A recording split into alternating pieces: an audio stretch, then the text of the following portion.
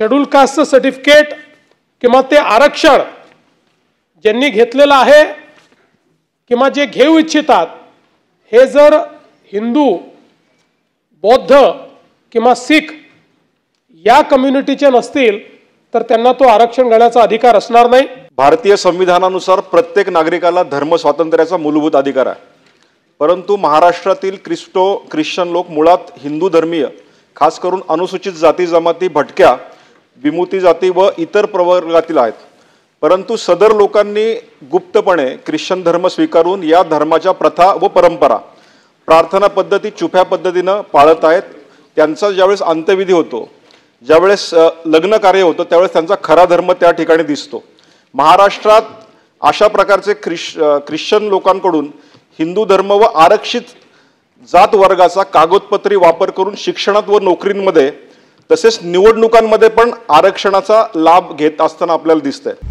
आता isakal.com आहे देशातील नंबर 1 ची मराठी न्यूज वेबसाईट। प्रत्येक अपडेटसाठी अशी फसवणूक खास करून नंदुरबार, सांगली, कोल्हापूर, अहिल्यानगर या जिल्ह्यांमध्ये मोठ्या प्रमाणात आहे। या खोटारडेपणांमुळे महाराष्ट्रातील खऱ्या अर्थाने दुर्बल व वंचित घटकातील लाभार्थी आरक्षण व शासकीय सोयी सुविधांपासून खऱ्या अर्थाने वंचित आहेत। या ठिकाणी मी आवर्जून काही प्रूफ्स या ठिकाणी आणलेले आहेत की जे सरकारी नोकऱ्यांमध्ये काम करतात, विकास शामलेव मिरपगार जे ग्रामपंचायत सदस्य मिरी पाथर्डी अहिल्यानगर येथे आहेत, अनुसूचित जाती जमातीमधून त्यांनी निवडणूक लढवली 2021 मध्ये, पास्टर म्हणून काम करत आहेत, ख्रिश्चन संस्थेत नोकरी करतात। जोसेफ साळवे जे पोलीस कॉन्स्टेबल आहेत, लोणी येथे राहता अहिल्यानगर येथे। दीपक मकासरे कोतवाल तलाठी आहेत, कार्यालय त्यांचं राहुरी अहिल्यानगर आहे।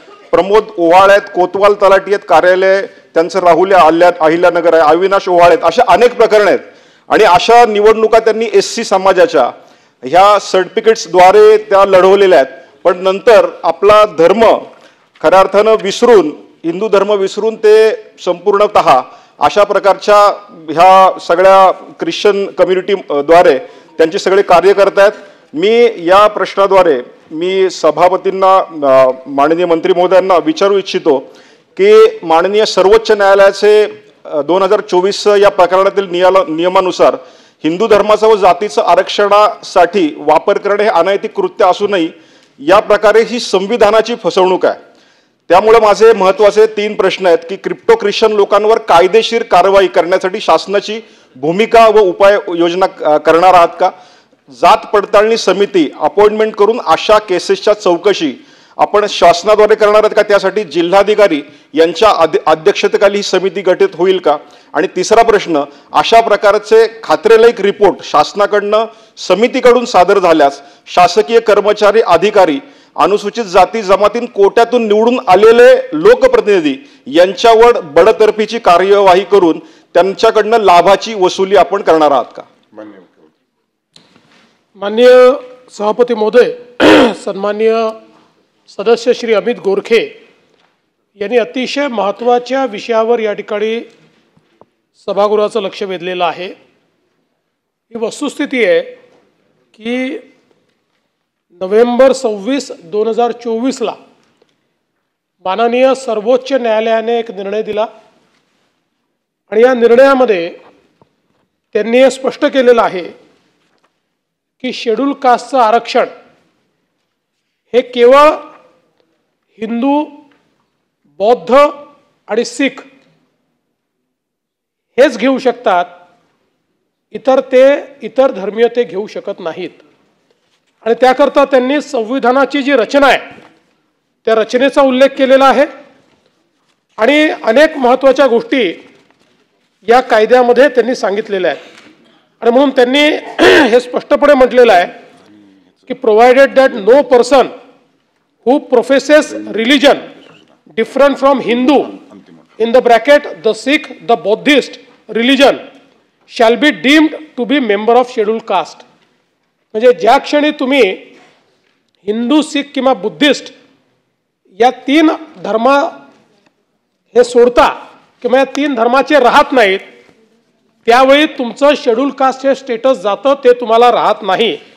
आणि म्हणून यामध्ये फार स्पष्टपणे त्यांनी त्याचे कारण मीमांसा देखील पुढे दिलेली आहे की त्यात त्यांनी सांगितलेलं आहे की we agree with the high court that when the appellant embraced Christianity in 1949, he lost the membership of Adi caste classifications.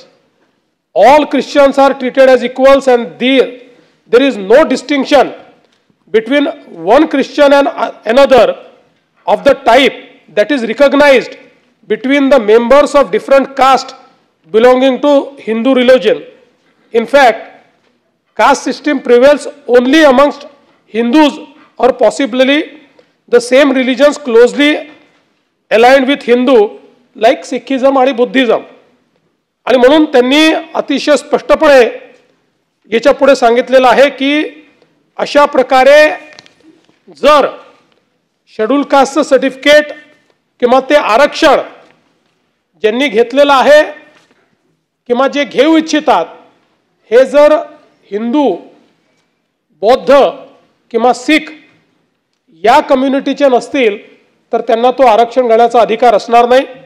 आणि म्हणून सर्वोच्च न्यायालयाने जो काही निर्णय या ठिकाणी दिलेला आहे त्या निर्णयाच्या अनुषंगाने सन्माननीय सदस्यांनी जो मुद्दा उपस्थित केलाय की अशा प्रकारे जर कोणी इतर धर्मियांनी अशा प्रकारचे कागदपत्र देऊन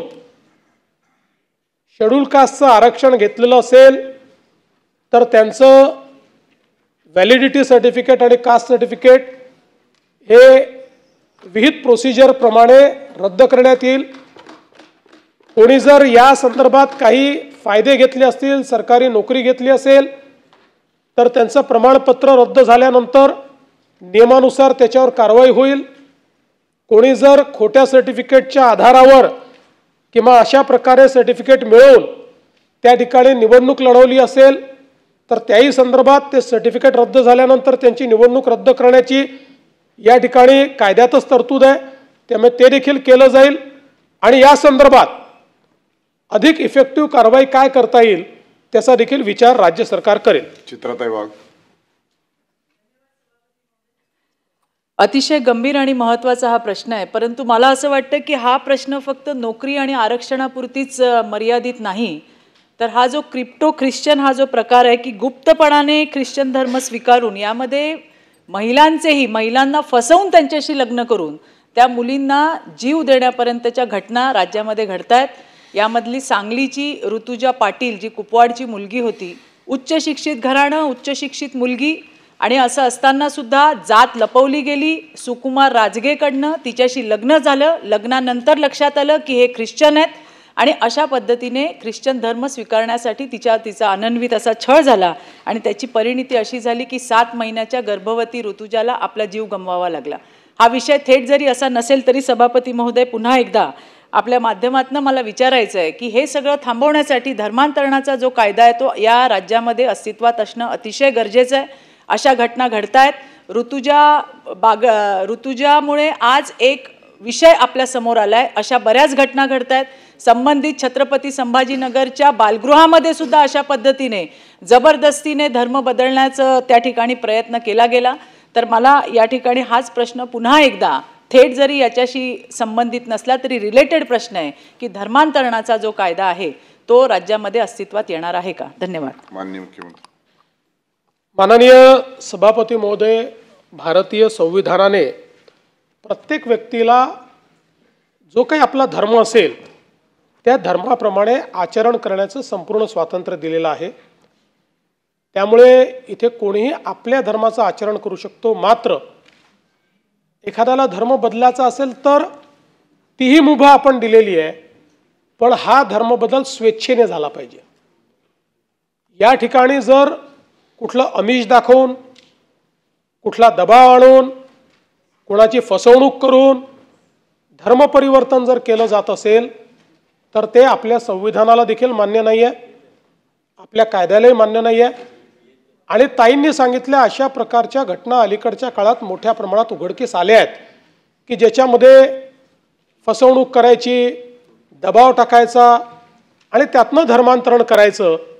आणि म्हणूनच राज्याच्या पोलीस महासंचालक यांच्या अध्यक्षतेखाली एक समिती आम्ही तयार केलेली आहे आणि फसवणूक करून किंवा जबरदस्तीने अशा प्रकारचं जे काही धर्मांतरण होत आहे त्याच्या विरुद्ध कायदा कसा कडक करता येईल या संदर्भातल्या शिफारसी त्यांना करायला सांगितल्या होत्या. त्यांनी त्याच्यावर अभ्यास करून त्या संदर्भातला एक अहवाल हा राज्य शासनाला पाठवलेला आहे. राज्य शासनाकडे तो नुकताच प्राप्त झालेला आहे. राज्य शासन त्याचा अभ्यास करेल आणि मग आवश्यक ते बदल या ठिकाणी जबरदस्तीने किंवा आमिष दाखवून किंवा फसवणूक करून कोणाचंही धर्मांतरण करता येणार नाही अशा प्रकारच्या तरतुदी तयार करण्यात येतील. देश विदेशातील प्रत्येक घडामोडींचे लाईव्ह अपडेट मिळवण्यासाठी आता साम टीव्हीच्या सर्व सोशल मीडिया प्लॅटफॉर्मला लाईक, फॉलो आणि सबस्क्राईब करा. तसंच सर्व नोटिफिकेशनसाठी बेल आयकॉन प्रेस करायला विसरू नका.